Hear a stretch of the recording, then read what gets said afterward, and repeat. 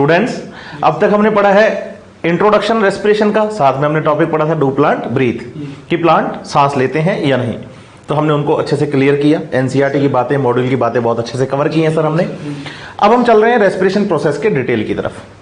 जब हम respiration process की डिटेल की तरफ चलेंगे तो हम बच्चों पहले बात करेंगे इसके ओवरव्यू की, हम वास्तव में इसमें पढ़ने वाले क्या हैं, कौन कौन से टॉपिक्स हैं, कौन कौन सी रिएक्शंस हैं जिनकी हमें डिटेलिंग यहां पर करनी है। जब रेस्पिरेशन की बात आती है तो रेस्पिरेशन के टाइम पे हम कहते हैं कि जो सब्सटेंस यूज होते हैं, सबस्ट्रेट्स यूज होते हैं रेस्पिरेशन के लिए, उन्हें रेस्पिरेटरी सबस्ट्रेट्स कहा जाता है। रेस्पिरेटरी सबस्ट्रेट्स कार्बोहाइड्रेट्स भी हैं, फैट्स भी हैं और प्रोटीन्स भी हैं। कोई भी हो सकता है, कोई भी हो सकता है, एनर्जी देगा बस। जी बिल्कुल। लेकिन सेल कह रही है कि भाई मैं प्रेफर करती हूं कार्बोहाइड्रेट को, मुझे तो कार्बोहाइड्रेट सबसे पहले चाहिए। अगर कार्बोहाइड्रेट है तो शानदार चलेगा सब। अब कार्बोहाइड्रेट में भी जब हम स्टार्ट करते हैं तो कार्बोहाइड्रेट में उसके लिए फेवरेबल, सूटेबल जो रेस्पिरेटरी सबस्ट्रेट है वो ग्लूकोज है ना। तो अब जो हम प्रोसेस आगे डिटेल करने वाले हैं वो ग्लूकोज को बेस मानते हुए पढ़ने वाले हैं। ग्लूकोज से ही टॉपिक को हम स्टार्ट करेंगे और उसी के आगे हम डिटेलिंग करने वाले हैं। रेस्पिरेटरी सबस्ट्रेट ग्लूकोज है। जब रेस्पिरेशन में ग्लूकोज यूज होगा तो ये ग्लूकोज पहले बदलेगा पायरुविक एसिड में। ग्लूकोज 6 कार्बन का कंपाउंड है, पायरुविक एसिड 3 कार्बन का कंपाउंड है ना। तो इसका मतलब बड़ा कंपाउंड छोटे में कन्वर्ट हो रहा है, तोड़ दिया 6 कार्बन का 3 कार्बन में कन्वर्ट हो रहा है। इस प्रोसेस को ग्लाइकोलाइसिस कहते हैं। सर ने जैसे बोला तोड़ दिया, तो लाइसिस का मतलब यहां ब्रेक डाउन से ही है, लेकिन किसके, कार्बोहाइड्रेट के। तो glyco means carbohydrate, lysis means break down, तो इसे बोला गया ग्लाइकोलाइसिस। ग्लूकोज से पायरुविक एसिड का जो कन्वर्जन है, ये कन्वर्जन होता है साइटोप्लाज्म में। मींस ग्लाइकोलाइसिस प्रोसेस कहां चलता है जी, ग्लाइकोलाइसिस प्रोसेस चलता है साइटोप्लाज्म में। वहीं पे तो ग्लूकोज है सर, वहीं ग्लूकोज है और उसने रेस्पिरेशन को स्टार्ट किया। दूसरी चीज, रेस्पिरेशन चाहे एरोबिक हो और चाहे एनारोबिक हो। हम रेस्पिरेशन के 2 टाइप पढ़ने वाले हैं, एक एरोबिक रेस्पिरेशन और एक एनारोबिक रेस्पिरेशन। तो दोनों में से कोई भी रेस्पिरेशन हो, स्टार्टिंग हमेशा ग्लाइकोलाइसिस से होगी, और ग्लाइकोलाइसिस दोनों ही प्रोसेस के लिए कॉमन प्रोसेस हो गया, कॉमन पाथवे हो गया ग्लाइकोलाइसिस। मतलब ऑक्सीजन का इसमें कोई रोल नहीं है कि एरोबिक और एनारोबिक रेस्पिरेशन हमने ऑक्सीजन के बेसिस पर अलग किया है। जी बिल्कुल। भी ऑक्सीजन की प्रेजेंस में हो रहा है तो एरोबिक, एब्सेंस में हो रहा है तो एनारोबिक, है ना। यहां ऑक्सीजन का कोई रोल नहीं है, मतलब ना तो वो जुड़ रही है ना निकल रही है बस। इसलिए ग्लाइकोलाइसिस एरोबिक और एनारोबिक रेस्पिरेशन के लिए कॉमन प्रोसेस है और इसमें ऑक्सीजन का कोई भी रोल नहीं है। तो ग्लूकोज जब भी यूज होगा तो साइटोप्लाज्म में यूज होगा, स्टार्टिंग वहीं से होगी, पायरुविक एसिड बनेगा। अब साथ ही साथ ये भी ध्यान रखना है, पायरुविक एसिड आगे रेस्पिरेशन प्रोसेस में जाता है, इसे हम कहते हैं respiratory fate of the pyruvic acid. तो रेस्पिरेटरी फेट जो है, फेट मींस फ्यूचर जो है पायरुविक एसिड का, वो डिपेंड करता है सेल की नीड पर कि सेल की रिक्वायरमेंट क्या है, और साथ ही साथ ऑक्सीजन की प्रेजेंस या एब्सेंस पर। अब अगर ऑक्सीजन प्रेजेंट है तो रेस्पिरेशन चलेगा एरोबिक, और अगर एब्सेंट है तो रेस्पिरेशन चलेगा एनारोबिक। मान लेते हैं ऑक्सीजन प्रेजेंट है, एरोबिक रेस्पिरेशन चल रहा है, तो ये जो पायरुविक एसिड है ना, ये आगे कन्वर्ट होगा एसिटाइल कोएंजाइम ए में, और ये एसिटाइल कोएंजाइम ए से आगे चलेगा एक प्रोसेस क्रेब्स साइकिल। और ये एसिटाइल कोएंजाइम ए का बनना, क्रेब्स साइकिल का चलना, इसे हम इंक्लूड करते हैं एरोबिक रेस्पिरेशन में, और जो एरोबिक रेस्पिरेशन है वो चलेगा माइटोकॉन्ड्रिया में। बिल्कुल सर, माइटोकॉन्ड्रिया तो सर बिना उसके ऑक्सीजन के बिल्कुल। तो अगर पूछ लिया जाए कि भाई रेस्पिरेशन की साइट कौन सेल के अंदर, तो भाई रेस्पिरेशन की साइट तो साइटोप्लाज्म और माइटोकॉन्ड्रिया दोनों है, लेकिन अगर बात आ जाए कि site of the aerobic respiration तो हम माइटोकॉन्ड्रिया की बात करते हैं। हम कहते हैं कि mitochondria is the site for the aerobic respiration, क्योंकि माइटोकॉन्ड्रिया में एरोबिक रेस्पिरेशन वाले रिएक्शंस चलती हैं और उसके लिए ऑक्सीजन का होना जरूरी है।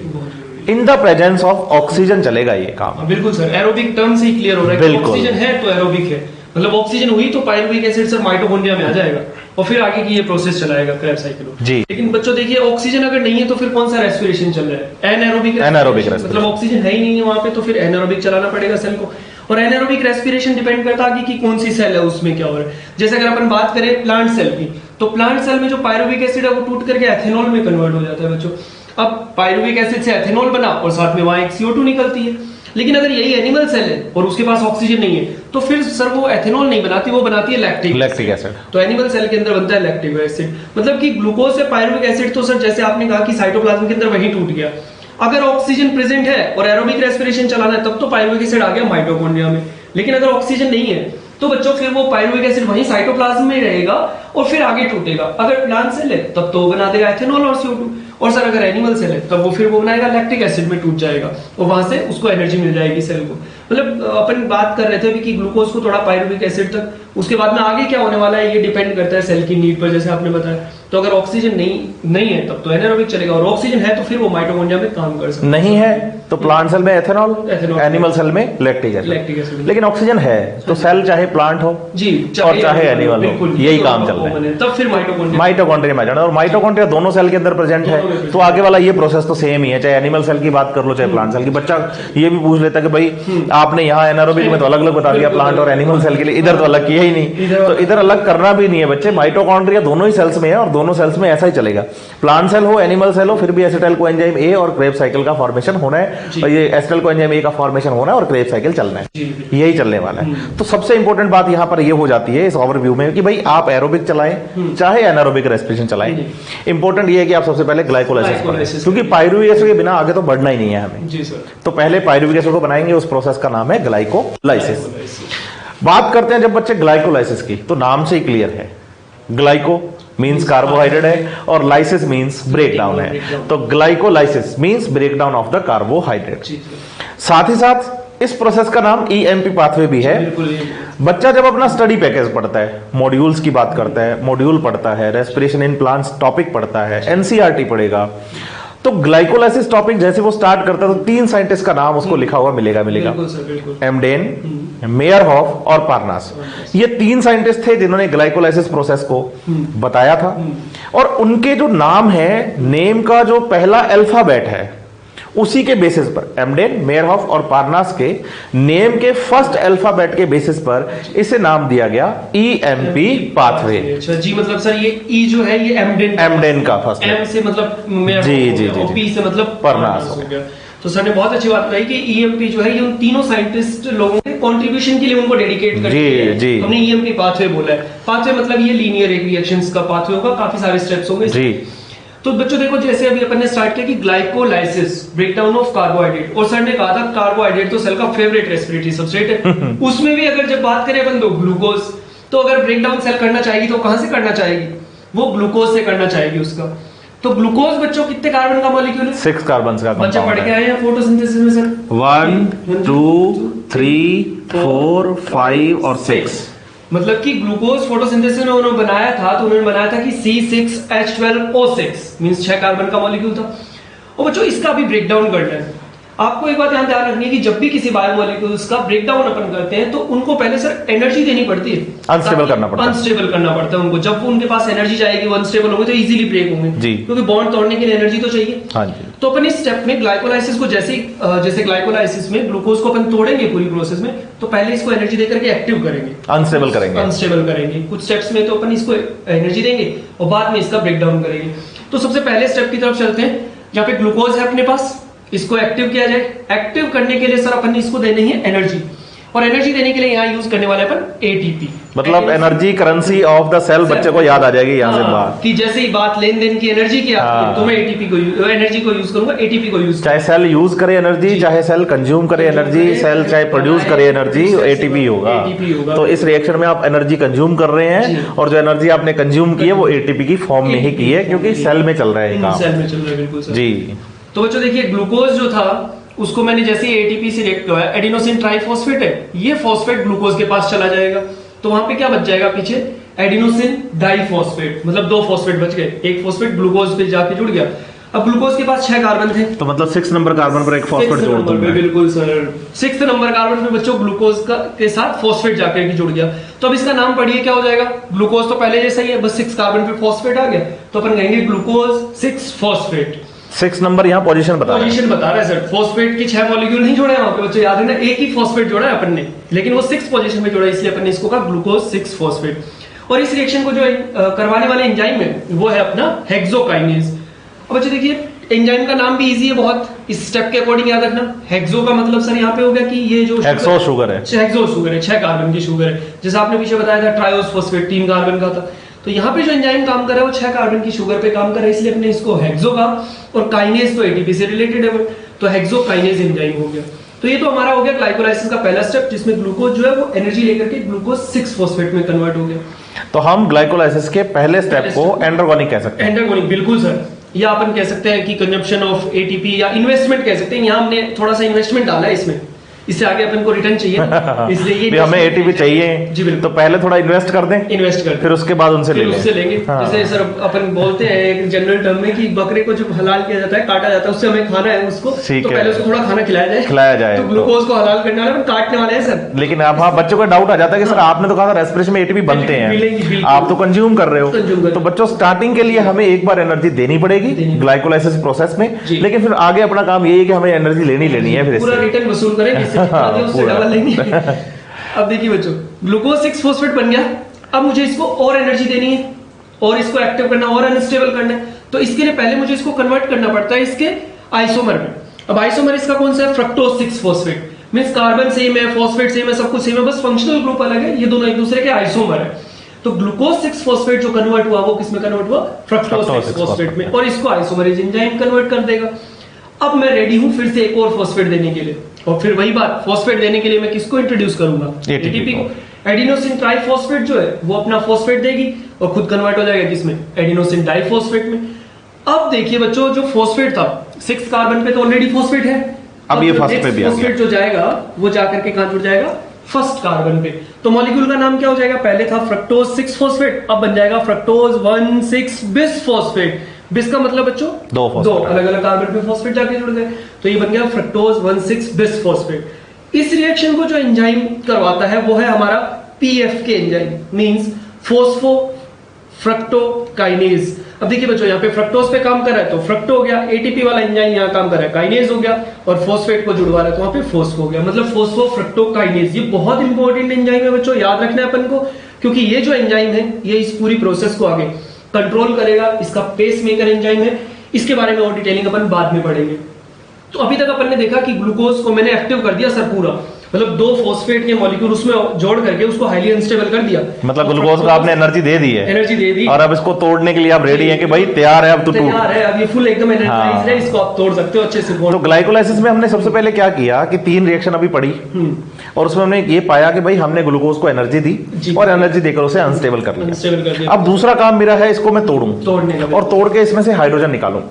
आप जब रेस्पिरेशन की बात करते हैं तो हम कहते हैं respiration is the oxidation of food, और फूड का ऑक्सीडेशन हमने कहा कि हम हाइड्रोजन को निकाल कर करेंगे। बिल्कुल सर। तो ग्लाइकोलाइसिस प्रोसेस में भी हाइड्रोजन तो निकालेंगे, लेकिन ग्लाइकोलाइसिस है तो बोलिए यहां हम इस कार्बोहाइड्रेट को तोड़ेंगे भी। तो दूसरा काम हमारा ये है कि ये जो एक्टिव फॉर्म है ना कार्बोहाइड्रेट की, जो अनस्टेबल फॉर्म है, इसे हम तोड़ेंगे और इसमें से हाइड्रोजन निकालेंगे। तो क्या होगा कि जो फ्रक्टोज 1,6 बिस फॉस्फेट है 6 कार्बन का कंपाउंड, ये एक एंजाइम की प्रेजेंस में, एंजाइम का नाम है एल्डोलेज, इस एंजाइम की प्रेजेंस में 3 कार्बन के 2 कंपाउंड्स में टूट जाता है। फ्रक्टोज 1,6 बिस फॉस्फेट में कार्बन है 6। अब इसे मैंने तोड़ा तो 3 कार्बन के 2 कंपाउंड्स में तोड़ा। एक कंपाउंड है PGAL फॉस्फोग्लिसरल्डिहाइड, और दूसरा कंपाउंड है DHAP डाइहाइड्रोक्सी एसीटोन फॉस्फेट। आप ये भी बात याद रखिए, जैसा हमने यहां कहा कि ग्लूकोज और फ्रक्टोज एक दूसरे के आइसोमर्स हैं, same PGAL and DHAP 3 carbon के ऐसे कंपाउंड्स हैं जो एक दूसरे के आइसोमर्स हैं। तो इसका मतलब फ्रक्टोज 1,6 बिस फॉस्फेट आगे 3 कार्बन के 2 कंपाउंड में टूटा है, PGAL और DHAP में। अब इस ग्लाइकोलाइसिस प्रोसेस को हम PGAL से आगे कंटिन्यू करने वाले हैं। मतलब सर आपने जैसे मैंने इसको एनर्जेटिक किया इस मॉलिक्यूल को, हाँ, आपने इसको तोड़ दिया 3 कार्बन। और सर जो ये 3PGL बना जी, फॉस्फोग्लिसराइड, हाँ जी, हाँ जी, ये तो सर अपन को वहां पे अपन ने कहा था जब अपन बच्चों को पढ़ा रहे थे केल्विन साइकिल फोटोसिंथेसिस में C3 साइकिल, कि बच्चों वहां फूड फॉर्मेशन के लिए, तो वहां पे अपन ने ये कहा था कि PGL जो है ये ट्रायोस फॉस्फेट है, 3 कार्बन की शुगर, इससे आगे ग्लूकोज बनेगा सेल के अंदर। बिल्कुल।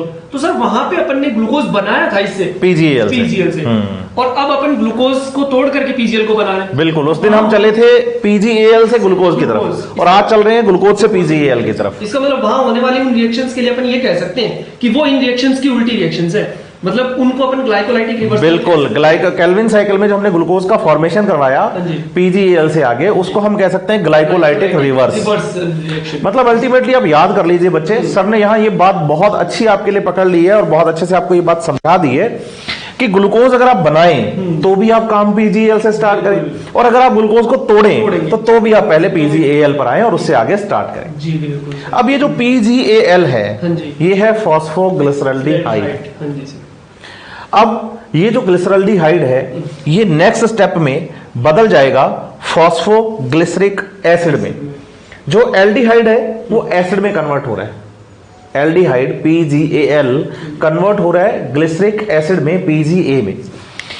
जब हम एसिड को एल्डिहाइड में कन्वर्ट करते हैं तो हाइड्रोजन्स देते हैं, जैसा कि हमने केल्विन साइकिल में रिडक्शन स्टेप में पढ़ा भी था, में किया था वहां पे फॉस्फोग्लिसरिक एसिड को PgAl में कन्वर्ट किया था और NADPS2 के हाइड्रोजन्स दिए थे, है ना। अभी क्या कर रहे हैं हम, PgAl को 1,3-bis PGA में कन्वर्ट कर रहे हैं, 1,3-di PGA में कन्वर्ट कर रहे हैं।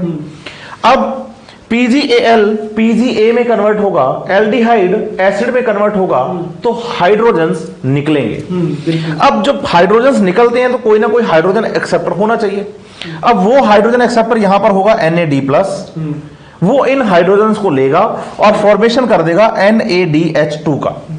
अब इस स्टेप में हाइड्रोजन्स निकले हैं, जी बिल्कुल, एल्डिहाइड एसिड में कन्वर्ट हुआ है, और जब किसी कंपाउंड से हाइड्रोजन निकल जाए तो हम उसे उसका ऑक्सीडेशन कहते हैं। तो मैं कहूंगा कि भाई PgAl से PGA का फॉर्मेशन होना एक तरह का ऑक्सीडेशन है PgAl का, और मुझे वहां एक हाइड्रोजन एक्सेप्टर चाहिए और वो हाइड्रोजन एक्सेप्टर यहां NAD+ था। जी बिल्कुल। दूसरी बात, यहां मेरे पास था 3PgAl, फॉस्फोग्लिसरल्डिहाइड के थर्ड कार्बन पर फॉस्फेट था तो 3PgAl बोला मैंने, लेकिन इससे बनाया मैंने 1,3-bis PGA, मतलब दो फॉस्फेट, मतलब इसके फर्स्ट कार्बन पर भी फॉस्फेट आ गया। अब बात आती है कि फर्स्ट कार्बन पर फॉस्फेट कैसे आया।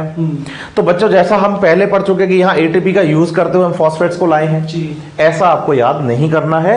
आप बताइए कि सेल के साइटोप्लाज्म से डायरेक्ट एक इनऑर्गेनिक फॉस्फेट जुड़ता है, ATP वाला नहीं, डायरेक्ट सेल के साइटोप्लाज्म से एक फॉस्फेट जुड़ता है और 3PgAl जो है वो कन्वर्ट हो जाता है 1,3-bis PGA में।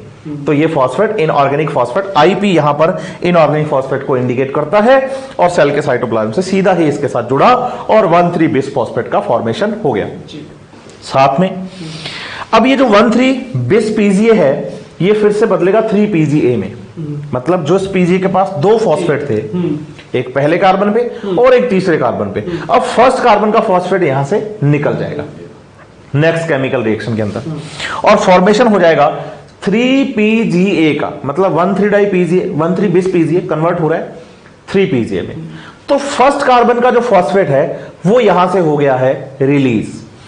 फर्स्ट कार्बन का फॉस्फेट जो रिलीज हुआ है तो वही बात, जैसे हाइड्रोजन निकला तो हाइड्रोजन का कोई ना कोई एक्सेप्टर होगा। अब जैसे यहाँ फॉस्फेट निकला तो कोई ना कोई फॉस्फेट को लेने वाला भी होगा। अब वो फॉस्फेट लेने वाला कौन है यहाँ, ADP, एडिनोसिन डाइफॉस्फेट। अब ये जो एडिनोसिन डाइफॉस्फेट है ये इस केमिकल रिएक्शन में निकलने वाले फॉस्फेट को लेगा और फॉर्मेशन कर देगा एडिनोसिन ट्राइफॉस्फेट को।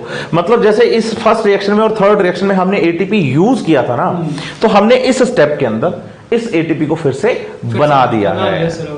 अब हम जब ATP बनाने की बात करते हैं, जैसा हम फोटोसिंथेसिस में पढ़ के आए, हमने कहा भी प्रोटॉन ग्रेडियंट डेवलप करना है, आपको इलेक्ट्रॉन ट्रांसपोर्ट सिस्टम चलाना है और फिर F1 पार्टिकल पर ATP का फॉर्मेशन होगा।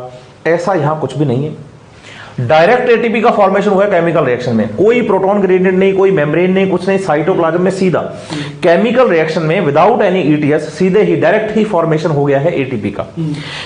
आप इसे कहते हैं SLP, substrate level phosphorylation. ATP का बनना फॉस्फोराइलेशन है क्योंकि फॉस्फेट जुड़ रहा है। जिन रिएक्शंस में फॉस्फेट जुड़ता है उसे फॉस्फोराइलेशन कहा जाता है। लेकिन यहां कोई इलेक्ट्रॉन ट्रांसपोर्ट सिस्टम नहीं है, कोई प्रोटॉन ग्रेडियंट डेवलप नहीं हुआ, डायरेक्ट ही केमिकल रिएक्शन के अंदर जब एक सबस्ट्रेट प्रोडक्ट में कन्वर्ट हुआ तो ADP से ATP का फॉर्मेशन हो गया। Direct formation of ATP without ETS is non as SLP substrate level phosphorylation. तो SLP से हमने यहाँ 3PGA का फॉर्मेशन कर लिया है। बिल्कुल सर, मतलब कि अभी वो फेज आ चुकी है कि अपने जो इन्वेस्टमेंट किए थे, हाँ, वो इनसे एनर्जी वापस लेना स्टार्ट कर दिया। बिल्कुल स्टार्ट कर दिया एनर्जी लेना वापस। तो सर आपने 1,3,20 PGA से 3PGA बनाया। जी जी। अब सर देखिए नेक्स्ट स्टेप में क्या होता है, ये बच्चों 3PGA जो है ये किस में कन्वर्ट हो जाएगा आगे, 2PGA में। अब यहाँ पे ये बात आपको ध्यान रखनी है कि ये जो 2PGA बना है इसका मतलब क्या है। तो यहाँ पे जो मेरे पास 3 कार्बन का मॉलिक्यूल था, फॉस्फोग्लिसरिक एसिड PGA था, उसके 3rd कार्बन पे फॉस्फेट था। बस केवल उसकी पोजीशन चेंज की है यहाँ पे, बस फॉस्फेट की पोजीशन चेंज हुई है। फॉस्फेट तो अभी भी एक ही है, एक ही है बिल्कुल। तो 2PGA का मतलब बच्चों ये नहीं ध्यान रखना है कि आपको 2 फॉस्फेट है वहां पे, फॉस्फेट तो एक ही है, पर पहले पोजीशन उसकी 3rd कार्बन पे थी, अब उसकी पोजीशन कौन से कार्बन पे कर दी है, 2nd कार्बन पे कर दी है, तो बना दिया 2PGA। फिर नेक्स्ट स्टेप में क्या होगा बच्चों, ये जो 2PGA है ये कन्वर्ट हो रहा है PEP फोस्फोइनोल पाइरुवेट में। अब यहाँ पे बॉन्ड से आपको क्लियर होगा, इनोल नाम से इनोल डबल बॉन्ड है, उसके लिए यूज होता है। तो यहाँ पे क्या किया अपन ने, इससे वाटर निकाला, तो वाटर निकालेंगे तो पीछे डबल बॉन्ड बच जाएगा, इनोल बॉन्ड जिसको आप बोलते हो। तो यहाँ पे जो मॉलिक्यूल बना वो बना फोस्फोइनोल पाइरुवेट। अब आपको वैसे ये वाटर क्यों निकाला, ये कहां से आया वाटर, तो बच्चों ये एक बात याद रखनी है कि जब अपने इस स्टेप में इनऑर्गेनिक फॉस्फेट को यूज किया था तो वो एटीपी से तो यूज किया नहीं, इस बार डायरेक्ट साइटोप्लाज्म से यूज किया। और जब साइटोप्लाज्म से डायरेक्ट फॉस्फेट यूज होता है तो वो फॉस्फोरिक एसिड की फॉर्म में, H3PO4 की फॉर्म में। बिल्कुल सर। तो वो जो वाटर के साथ जुड़ करके यूज हुआ था वो फॉस्फेट आप यहाँ पे निकाल चुके, एडीपी को दे चुके, एटीपी बना लिया, तो अब उस वाटर का कोई रोल नहीं है, तो वो वाटर वापस से अपन ने बाहर निकाल लिया इस रिएक्शन में। तो बच्चों 3PGA से पहले बनाया 2PGA, फॉस्फेट की पोजीशन शिफ्ट की, फिर वाटर निकाल लिया, तो वाटर निकालते ही डबल बॉन्ड बच गया वहां पर, तो बन गया फोस्फोइनोल पाइरुवेट। अब आ गया हमारा इस रिएक्शन का लास्ट स्टेप, जिसमें फोस्फोइनोल पाइरुवेट को कन्वर्ट कर लिया पाइरुविक एसिड में। बच्चों यहां पे ध्यान रखना, 3 कार्बन के फोस्फोइनोल पाइरुविक एसिड, पाइरुवेट से 3 कार्बन का पाइरुविक एसिड बनाया। और इस स्टेप को बनाने के लिए, बनाते टाइम मैंने यहाँ पे जो फॉस्फेट था वो निकाल करके फिर दे दिया किसको, एडीपी को। नाम से क्लियर है ना, फॉस्फोइनोल पाइरुवेट, मतलब फॉस्फेट प्रेजेंट है जी बिल्कुल, लेकिन बना है पाइरुविक एसिड, तो पाइरुविक एसिड में फॉस्फेट है ही नहीं, तो इसका मतलब फॉस्फेट यहां से निकल गया। तो वैसे भी बच्चे ये रिएक्शन पढ़ चुके हैं सर, अपन ने पढ़ाई थी बच्चों को C4 पाथ, फोटोसिंथेसिस के C4 पाथवे में, कि वहां पे जब अपन सबसे पहले पेप जो मॉलिक्यूल यूज होता है जी उसको रीजनरेट कर रहे थे पी, तो एटीपी कंज्यूम किए थे हमने, तो एटीपी कंज्यूम किए, जी, तो ऑब्वियस है कि वापस उसको अगर कन्वर्ट करेंगे तो अपन को एटीपी मिलना है वो, तो तब हमने पाइरुविक एसिड से पीईपी बनाया था, तो एटीपी कन्वर्ट, मतलब एटीपी यूज किया था, और आज हम पीईपी से पाइरुविक एसिड बना रहे हैं, तो एटीपी बना रहे हैं, एटीपी बना रहे हैं जी जी जी। तो यहाँ पे भी जो एटीपी बनाया वही सर डायरेक्ट एटीपी बनाया। आपने यहाँ बताया था बच्चों को बहुत अच्छे से कि सबस्ट्रेट लेवल फॉस्फोराइलेशन जब भी डायरेक्ट एटीपी बने विदाउट केमिकल रिएक्शन के अंदर, बिल्कुल सर, विदाउट ईटीएस के, यहाँ पे भी वैसा ही हुआ, सबस्ट्रेट ने अपने लेवल पे ही एटीपी बना दिया, तो अपन कहेंगे सबस्ट्रेट लेवल फॉस्फोराइलेशन। डायरेक्ट यहाँ से फॉस्फेट निकला और एडीपी जुड़ करके एटीपी बन गया। अब बच्चों ये जो 3 कार्बन का पाइरुविक एसिड बना है, ये जो रिएक्शन हुई, इस रिएक्शन को करवाने वाला एंजाइम, और वो एंजाइम हमारा कौन सा है, pyruvate kinase enzyme. Pyruvic acid बना, पाइरुवेट और एटीपी निकल रहा है, तो एटीपी से रिलेटेड एंजाइम काइनेज है, तो पाइरुवेट काइनेज एंजाइम हो गया है। मतलब ये हमारा लास्ट स्टेप हो गया ग्लाइकोलाइसिस का। अपन ये कहें कि अपन ने ग्लूकोज से स्टार्ट किया, 6 कार्बन से स्टार्ट किया, और उस मॉलिक्यूल को पहले एनर्जी देकर के एक्टिव किया, और फिर उसमें से धीरे धीरे अपन ने हाइड्रोजन निकाले, एटीपी निकाली, और उसको तोड़ करके पाइरुविक एसिड 3 कार्बन के एक मॉलिक्यूल में कन्वर्ट कर दिया। अगर आप इसे समराइज करना चाहें तो आप ऐसे बोलिए कि भाई ग्लाइकोलाइसिस प्रोसेस में टोटल 10 रिएक्शंस हैं। 10 बिल्कुल 10 रिएक्शंस हैं, हम पढ़ेंगे तो टोटल 10 रिएक्शंस होंगी। आपको ये प्रोसेस, ये पाथवे आपकी एनसीईआरटी आपके मॉड्यूल में अच्छे से मिलेगा। रिएक्शन 10 हैं लेकिन इवेंट 3 है। पहला तो हमने क्या किया, ग्लूकोज को एनर्जी देकर अनस्टेबल किया, है ना, अनस्टेबल कर लिया। फिर दूसरे स्टेप में, दूसरे इवेंट में हमने क्या किया कि भाई इसे तोड़ा और तोड़कर इसमें से हाइड्रोजन निकाल लिया। और तीसरे इवेंट में क्या किया कि जो एनर्जी हमने दी थी वो एनर्जी हमने इससे वापस ले ली। तब क्योंकि रेस्पिरेशन की बात आती है तो एक्सर्गोनिक प्रोसेस की बात आती है ना, तो एक्सर्गोनिक में तो एनर्जी बनती है, बच्चा कहता है आप तो कंज्यूम कर रहे हो, तो हमने जो एनर्जी दी वो एनर्जी हमने इससे वापस ले ली। अब बच्चे, ग्लूकोज जो है 6 कार्बन का कंपाउंड है, पाइरुविक एसिड 3 कार्बन का कंपाउंड है ना सर। तो अब बच्चे के दिमाग में आता है सर 6 कार्बन का कंपाउंड अब 3 कार्बन के कंपाउंड में कन्वर्ट हुआ, 3 कार्बन पे बाकी 3 कार्बन कहां गए? जी बिल्कुल, क्योंकि CO2 तो अभी तक निकली नहीं। बिल्कुल। तो बच्चों देखिए अपन ने कहां से स्टार्ट किया था इस रिएक्शन को, यहाँ से PGL 3 कार्बन का मॉलिक्यूल, और ये हमारी प्रोसेस है पूरी जहां तक पाइरुविक एसिड बना। उस टाइम पे अपन ने जब 6 कार्बन मॉलिक्यूल को 3 कार्बन के 2 मॉलिक्यूल में तोड़ा था तो एक DHAP भी तो बना था साथ में, डाइहाइड्रोक्सी एसीटोन फॉस्फेट, और ये 3 फॉस्फोग्लिसराइड। और सर ने ये भी बात आपको बताई थी कि बच्चों ये दोनों मॉलिक्यूल भी एक दूसरे के क्या है, आइसोमर है। इसका मतलब क्या होता है, DHAP भी किसमें कन्वर्ट हो जाता है, PGL में। PGL में कन्वर्ट होने के बाद ये वापस से इसी तरह से टूटेगा। इसका मतलब यहाँ PGAL की जो रिएक्शंस पड़ी हैं वो सेम अब DHAP से भी चलेंगे।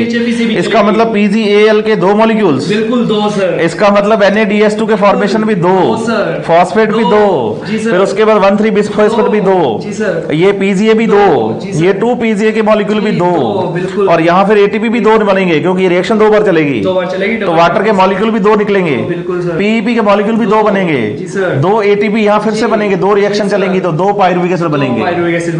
ओके, इसका मतलब PGL के बाद बच्चे को सारी रिएक्शन 2 बार पढ़नी है। एक वो रिएक्शन जो PGAL से चली है और दूसरी वो जो पायरुविक एसिड से चली है। बिल्कुल सर, बच्चा 2 बार पढ़ ले या फिर एक बार पढ़ के आगे 2 से मल्टीप्लाई कर ले, बात एक ही निकल रही है। इसका मतलब मैंने ग्लूकोज को मतलब एक्टिव करते टाइम ATP 2 दिए थे, लेकिन जब मैं PGL से आगे ये रिएक्शन 2 बार चलाऊंगा तो 2 ATP यहाँ और 2 ATP यहाँ, तो ATP 4 बनाऊंगा। बिल्कुल, तो फायदे में हूं मैं, फायदे में हो। अभी बच्चा नुकसान में नहीं हो कि पहले हमने इन्वेस्टमेंट किया था, प्रॉफिट में ज्यादा कमाया, जी मतलब कोई टेंशन वाली बात नहीं है कि बिल्कुल बिल्कुल बिल्कुल बिल्कुल बिल्कुल जी सर। अब जो ग्लूकोज है ये टूट के बन रहा है पायरुविक एसिड। पायरुविक एसिड के मॉलिक्यूल हमने 2 बनाए हैं, एक पायरुविक एसिड में 3 कार्बन है, ग्लूकोज में 6 कार्बन है, तो ये बैलेंस हो गया। अब ये पूरा प्रोसेस चल कहां रहा है, ये चल रहा है जी साइटोप्लाज्म। ग्लाइकोलाइसिस साइटोप्लाज्म में होता है।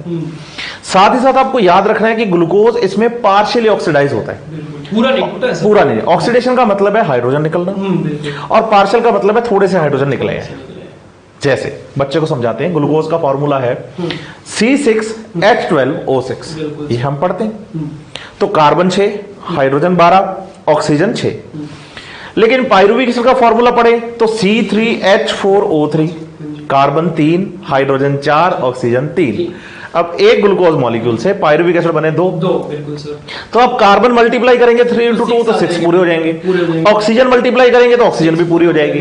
लेकिन यहाँ हाइड्रोजन कितने हैं, 12, और इधर हाइड्रोजन कितने हैं, 8। एक में 4 है तो 2 में 8 ही हुए ना। तो कितने हाइड्रोजन निकले 12 में से, 4 निकले। 8 तो एज इट इज पड़े हैं आपके पास मॉलिक्यूल के अंदर, तो वो 4 हाइड्रोजन कहां है, ये निकले। एक NADH2 मॉलिक्यूल के अंदर 2 हाइड्रोजन, तो 2 बार चलेगी रिएक्शन, तो 2 NADH2 के अंदर 4 हाइड्रोजन। तो टोटल ग्लूकोज में हाइड्रोजन कितने थे, 12, निकाले कितने, 4। तो क्या आप सारे हाइड्रोजन निकाल चुके हैं, नहीं निकले ना। इसलिए हमने बोला है ग्लूकोज को कि भाई पार्शियली ऑक्सीडाइज हुआ है ग्लाइकोलाइसिस के टाइम पे।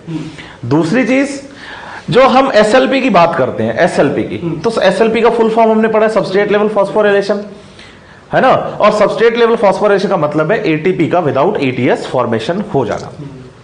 साथ ही साथ जब आप NCERT पढ़ें, जब आप मॉड्यूल पढ़ें, तो एक चीज आपको और अच्छी सी मिलने वाली है कि प्लांट्स में फूड जो बनता है फोटोसिंथेसिस से वो ग्लूकोज की फॉर्म में बनता है। लेकिन प्लांट फूड का ट्रांसपोर्ट सुक्रोज की फॉर्म में करते हैं, स्टोरेज स्टार्च की फॉर्म में करते हैं। अब मान लीजिए कोई नॉन फोटोसिंथेटिक सेल है एक प्लांट की, जैसे मान लीजिए कि सर फोटोसिंथेटिक सेल हैं आप फोटोसिंथेसिस कर रहे हैं, आपने ग्लूकोज बनाया, और मैं एक नॉन फोटोसिंथेटिक सेल हूं और मुझे ये सेल फूड बनाकर दे रही है, तो मेरे पास फूड आएगा ना, जो वो सुक्रोज की फॉर्म में आएगा। यहाँ सुक्रोज बनेगा, फिर वो सुक्रोज ट्रांसपोर्ट होगा। अब मेरे पास क्या चल के आया, सुक्रोज आया, मेरे पास सुक्रोज चल के आया, लेकिन मुझे रेस्पिरेशन के लिए क्या चाहिए, ग्लूकोज चाहिए। तो अगर किसी सेल में सुक्रोज उसका रेस्पिरेशन के लिए या फूड की फॉर्म में ऐसा ऑर्गेनिक कंपाउंड जो रेस्पिरेशन में यूज होगा वो प्रेजेंट हो, तो सुक्रोज एक डाइसैकेराइड है। जी बिल्कुल सर, डाइसैकेराइड है, 12 कार्बन का कंपाउंड है। तो ये डाइसैकेराइड पहले 2 मोनोसैकेराइड्स में टूटेगा, ग्लूकोज में 6 कार्बन का और फ्रक्टोज में 6 कार्बन का। ग्लूकोज और फ्रक्टोज का फॉर्मूला सेम, C6H12O6, दोनों में 6 कार्बन है। सुक्रोज को ग्लूकोज और फ्रक्टोज 2 मोनोसैकेराइड्स में तोड़ने का काम एक एंजाइम करेगा, इन्वर्टेज एंजाइम। अब जो ग्लूकोज बना है ये तो यहां से सीधा यही हमने जो ग्लाइकोलाइसिस प्रोसेस पढ़ा है इसमें आ जाएगा और पायरुविक एसिड का फॉर्मेशन कर देगा। लेकिन अब फ्रक्टोज जो है वो फ्रक्टोज फिर से किस में बदले, ग्लूकोज में, और फिर उससे ये ग्लाइकोलाइटिक पाथवे चले। लेकिन हमें यह भी समझना पड़ेगा बच्चे यहां कि जब हमने रेस्पिरेटरी सबस्ट्रेट ग्लूकोज यूज किया था तो ग्लूकोज को एक्टिव करते टाइम, अनस्टेबल करते टाइम उसको उसके एक आइसोमर फ्रक्टोज में बदला था। इसका मतलब अगर मैं ग्लाइकोलाइसिस में ग्लूकोज को भी लेकर आता हूं तो बदलना तो मुझे सिर्फ फ्रक्टोज में पड़ेगा ही ना। तो अगर मुझे फ्रक्टोज ही मिल रहा है तो मैं उधर क्यों जा रहा हूं? हाँ बिल्कुल जी सर, मैं सीधे ही फ्रक्टोज को क्या करूंगा यहाँ डायरेक्ट यही हाँ एटीपी दूंगा, एडेनोसिन ट्राइफॉस्फेट से एक फॉस्फेट निकलेगा और वो जाके जुड़ जाएगा फ्रक्टोज के साथ और बन जाएगा फ्रक्टोज 6 फॉस्फेट। तो इसका मतलब ग्लूकोज भी आ गया ग्लाइकोलाइटिक पाथवे में, फ्रक्टोज भी आ गया ग्लाइकोलाइटिक पाथवे में। ग्लूकोज आया, फ्रक्टोज आया, दोनों मोनोसैकेराइड्स थे। ग्लूकोज से बना ग्लूकोज 6 फॉस्फेट, फ्रक्टोज से बना फ्रक्टोज 6 फॉस्फेट और फिर ये ग्लूकोज 6 फॉस्फेट बदल गया फ्रक्टोज 6 फॉस्फेट में। और आगे का जो प्रोसेस है वो ग्लूकोज और फ्रक्टोज के लिए बिल्कुल कॉमन है, सेम है, क्योंकि फ्रक्टोज 1,6 बिसफॉस्फेट के बाद PGAL, PGA, 2-PGA, PEP और पायरुविक एसिड तक की सारी रिएक्शंस कॉमन चलने वाले हैं। एक ही बात है सर, वहां भी जाते तो भी आपको एटीपी तो खर्च करना ही पड़ता और इधर वाले वे से भी जा रहे होते हैं एटीपी खर्च। हाँ, कंजप्शन तो इक्वल ही है, कंजप्शन से में तो कोई प्रॉब्लम नहीं है, फ्रक्टोज को यहाँ से भी जी बिल्कुल एंट्री करवा सकते हैं ये। बिल्कुल सर। तो ग्लाइकोलाइसिस बच्चों हमने पढ़ा, ग्लाइकोलाइसिस के अंदर अपने देखे कि ये देखिए मल्टी स्टेप प्रोसेस है जिसमें ग्लूकोज से स्टार्ट किया था और अपन पहुंच गए पायरुविक एसिड पे। अब बच्चों एक बात यहाँ पे देखिए, हमने ये जो पूरी प्रोसेस की कितने स्टेप्स हैं इनमें, जैसे ये फर्स्ट, 2, 3, 4, 5, 6, 7, 8, 9, 10, मतलब कि एक 10 स्टेप प्रोसेस हो, 10 रिएक्शन है पूरी। अब इन स्टेप्स के चलते चलते आपने अगर नोटिस किया हो बच्चों, तो जैसे ये फर्स्ट स्टेप का एरो है, थर्ड स्टेप का एरो है और मेरे पास 10 स्टेप का एरो है। ये एरो थोड़े से स्पेशल नहीं दिख रहे आपको कि मतलब इनमें एक ही डायरेक्शन में चल रही है रिएक्शन। बाकी जगह पे अपन ने दो एरो यूज किए हैं सर, बाई डायरेक्शनल एरो। इसका मतलब बच्चों ये जो रिएक्शंस होती है फर्स्ट, थर्ड और 10 स्टेप वाली, ये तीनों रिएक्शंस इरिवर्सिबल रिएक्शंस है, मतलब एक ही मैनर में होगी ये फॉरवर्ड डायरेक्शन में। क्यों? क्योंकि यहाँ पे जो काम आने वाले एंजाइम्स है वो बहुत इंपॉर्टेंट एंजाइम है इस प्रोसेस के। वो एंजाइम सारे के सारे enzymes allosteric enzyme, first reaction का जी, थर्ड रिएक्शन का और 10th रिएक्शन का। हेक्सोकाइनेज फर्स्ट रिएक्शन का, फॉस्फोफ्रक्टोकाइनेज थर्ड रिएक्शन का और पाइरुवेट काइनेज 10th रिएक्शन का एलोस्टेरिक एंजाइम्स है। और सर बच्चों को एलोस्टेरिक एंजाइम अपन आगे जाकर आगे एंजाइम्स में जाकर बहुत अच्छे से पढ़ने वाले हैं, तो वहां पे आपको समझ में आएगा कि ये रिएक्शंस जो कैसी है। अब ये इरिवर्सिबल रिएक्शंस है, एंजाइम बहुत इंपॉर्टेंट है और ये स्टेप्स भी बहुत इंपॉर्टेंट है बच्चों इस पूरी प्रोसेस के लिए, क्योंकि ये ऐसे स्टेप्स है जो इन पूरी प्रोसेस को कंट्रोल करते हैं जी, इनके रेगुलेशन पॉइंट्स है। और उनमें सबसे इंपॉर्टेंट तो ये है फॉस्फोफ्रक्टोकाइनेज, जिसको अपन ने बताया था स्टार लगा करके कि PFK फॉस्फोफ्रक्टोकाइनेज, इसको तो इस पूरी प्रोसेस का पेसमेकर एंजाइम भी कहते हैं। मतलब ये इस पूरी प्रोसेस की रिएक्शंस को डिसाइड करेगा, पेस को डिसाइड करेगा, स्पीड को डिसाइड करेगा। तो इस PFK एंजाइम के बारे में भी अपन आगे चल के पढ़ेंगे कि एलोस्टेरिक एंजाइम क्या होता है, ये कैसे वर्क करता है, ये स्टेप कैसे होता है। तो अभी तक जो अपन ने ग्लाइकोलाइसिस पढ़ा पूरा, इसमें ग्लूकोज को स्टेप बाय स्टेप अपने ब्रेक किया पायरुविक एसिड तक। एक ग्लूकोज मॉलिक्यूल था, 2 पायरुविक एसिड बना लिए, पूरी प्रोसेस हुई 10 स्टेप में। 2 ATP खर्च किए, 4 ATP बनाए और 2 NADH2 का फॉर्मेशन किया जी सर।